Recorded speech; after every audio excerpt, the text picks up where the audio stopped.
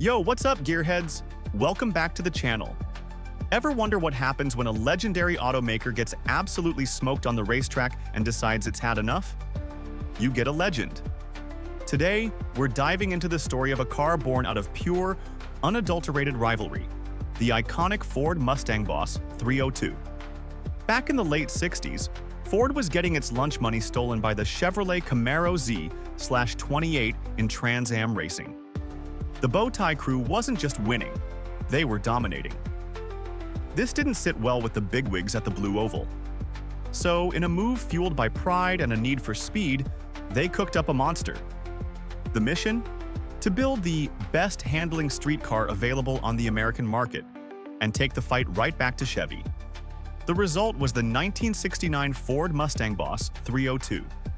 This wasn't just another muscle car built to win stoplight drag races. The Boss 302 was a different kind of beast, a corner-carving apex hunting machine designed with the road course in mind. The secret sauce was its heart, a special high-revving 302 cubic-inch V8. Ford's engineers took the free-breathing heads from a 351 Cleveland engine and slapped them on a fortified 302 block.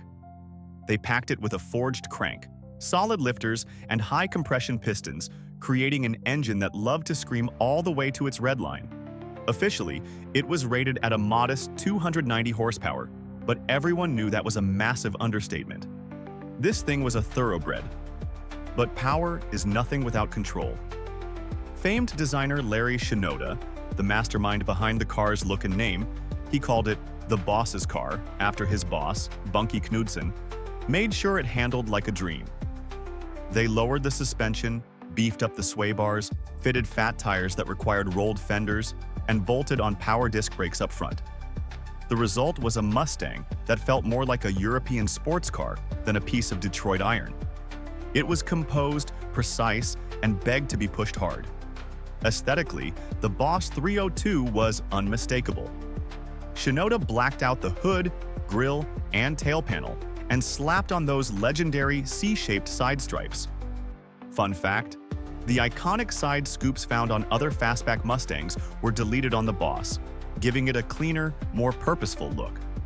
On the track, the Boss 302 had a bit of a slow start in '69, showing flashes of brilliance but ultimately losing the championship to the Z/28. But in 1970, they came back with a vengeance. With a year of development under their belts, the Boss 302s, piloted by legends like Parnelli Jones, absolutely dominated the season and rightfully claimed the Trans Am championship.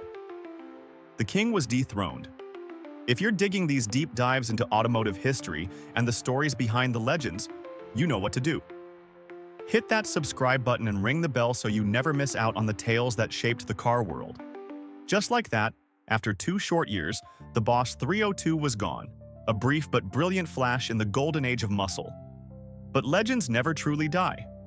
Fast forward over 40 years to 2012, and Ford did the unthinkable.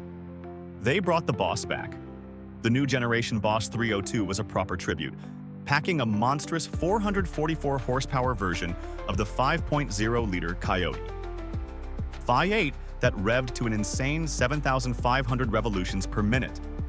It featured adjustable suspension, massive brakes, and a special trackie that unleashed the car's full race-ready ECU map. For the truly hardcore, there was the Laguna Seca edition, a stripped-down, track-focused weapon with no back seats and even more aggressive aero and suspension. It was the original's soul in a modern, razor-sharp package. From a $676 option package designed to win races to a modern-day track star, the Boss 302 has cemented its place in history. It's proof that sometimes, the greatest creations are born from the heat of competition. So, why should you stick around and subscribe to this channel? Because we don't just throw specs at you. We get into the grit, the rivalries, and the passion that created these automotive icons. For the real stories behind the greatest cars ever built, smash that subscribe button and join the family. You won't regret it.